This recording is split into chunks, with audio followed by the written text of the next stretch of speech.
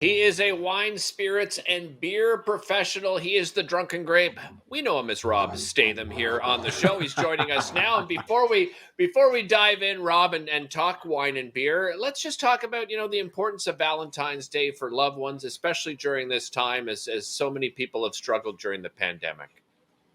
Yeah, well, we were talking in the green room, and by the way, thanks for having me on this terrific show. Some awesome guests here today. Yeah. Valentine's Day is special, especially now.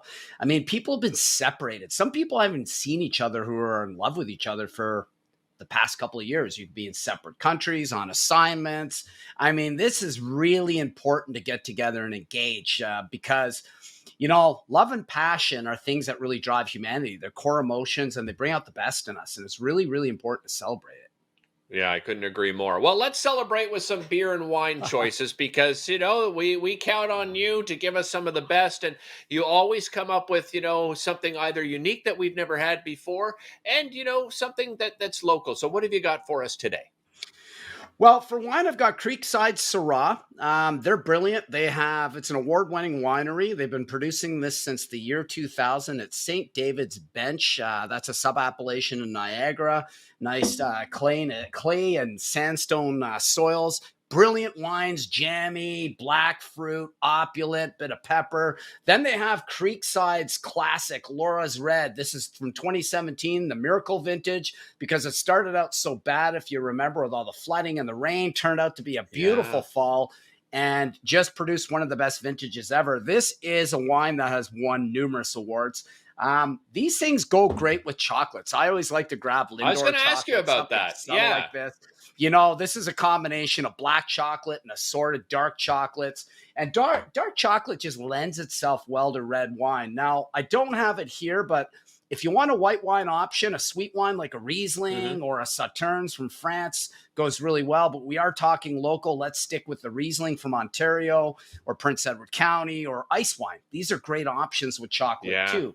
Now, on the beer front, I swung this a little bit. I know we're talking about gluten-free, but sour beers are great options to substitute for wine because they've got a lot of effervescence. They're barrel-aged, and they have a vinous or wine-like character. Now, these are things that you can play with.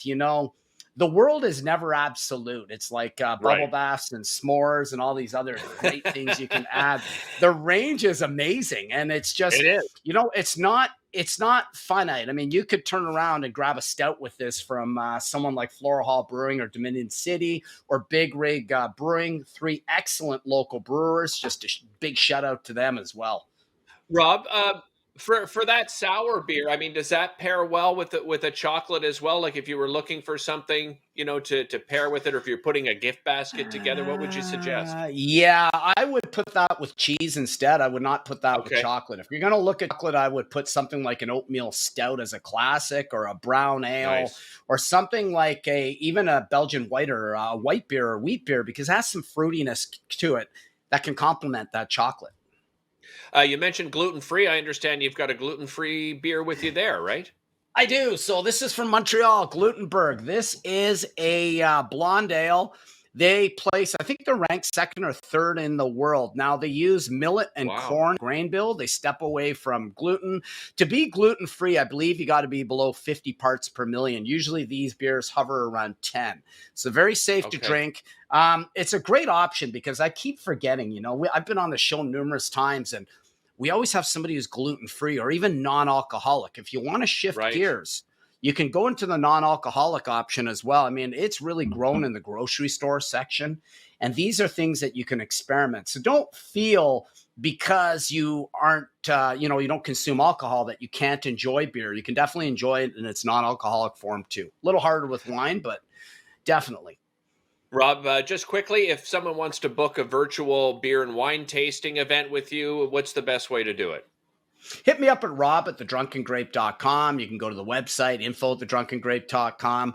I like you. I want to get back to live events, but virtual is definitely here to stay. And it's a great way in the meantime. If you're separated, especially loved ones who are separated, friends and family at this time of year, this is a great way to bridge everyone together in the meantime until we can actually fly and get everyone back together and, get out of this mess, Rob. really. Rob, thanks for joining us. Really appreciate it. Thanks for joining us at home, and we'll see you next time.